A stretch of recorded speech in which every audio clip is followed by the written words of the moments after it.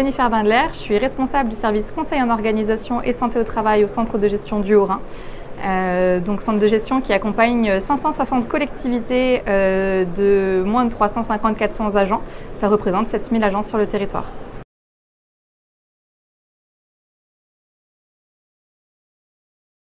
Oui, bien sûr. Donc moi, je suis psychologue du travail de formation et dans ce cadre-là, j'ai créé en 2016 le service dont je viens de vous parler.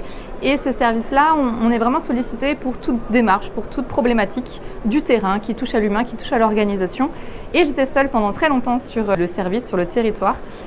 Et du coup, je me suis dit comment je peux accompagner les petites collectivités tout en étant seule. Il y en a 560. Et en parallèle, j'intervenais dans le master de psychologie du travail à Strasbourg.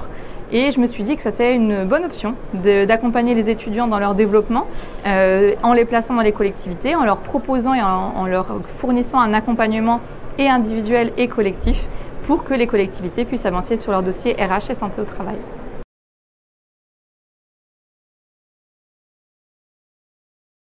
Oui, bien sûr. L'accompagnement, il consiste en plusieurs étapes. Tout d'abord, je vais analyser les besoins de la collectivité. On va parler de leur contexte, de leur mission.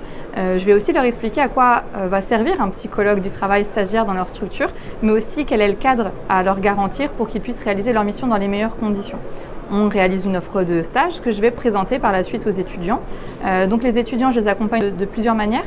On leur présente les offres, on les accompagne dans la rédaction de leur CV et j'interviens également dans le master de psychologie du travail de Strasbourg pour les former sur la notion de posture, d'entretien, comment on les anime, comment on se positionne, comment on fait pour que les personnes adhèrent au projet. Les stagiaires postulent aux offres qui leur plaisent, les collectivités choisissent leurs stagiaires, jusqu'à là, plus besoin de moi. Et une fois que le stage commence, je reviens dans la démarche où je vais les accompagner de façon individuelle, où ils vont pouvoir m'écrire un petit message. Jennifer, est-ce qu'on peut échanger? Et donc, on va travailler en individuel sur leur projet, sur des prises de recul, de hauteur, de résolution de problématiques. Et en parallèle, on va aussi le faire de façon collective. Ils vont avoir une fois par mois une séance de co-développement où les étudiants viennent au centre de gestion et on prend du recul, on expérimente la méthodologie de co-développement avec les étudiants pour faciliter aussi leur prise de position et leur projet dans la mise en œuvre dans les collectivités. Oui, bien sûr, c'est un accompagnement qui est en place depuis 3 ans maintenant, où la première année, on a eu 4 collectivités qui ont expérimenté le dispositif, on en a eu 6 l'année dernière. L'avantage pour les étudiants, c'est qu'à ce jour, les 6 étudiants qu'on a accompagnés l'année dernière, par exemple, les 6 sont en emploi. Donc il y a une embauche directe, soit dans les collectivités, ça a aussi permis de développer la marque employeur de la fonction publique territoriale, puisque sur les 6 étudiants, il y en a 4 dans la fonction publique. Donc c'est quand même quelque chose qui est important, notamment dans les problématiques d'attractivité qu'on connaît aujourd'hui.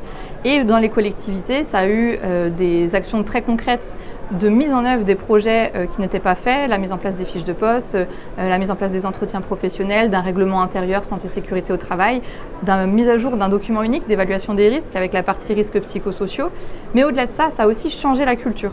Le simple fait qu'un étudiant soit présent, disponible pour parler du travail concret, réel, avec les agents, mais aussi sensibiliser les élus, ça a permis une autre dynamique, ça a entraîné une autre dynamique autour des questions du travail, où on a vraiment mis la discussion au cœur du travail réel.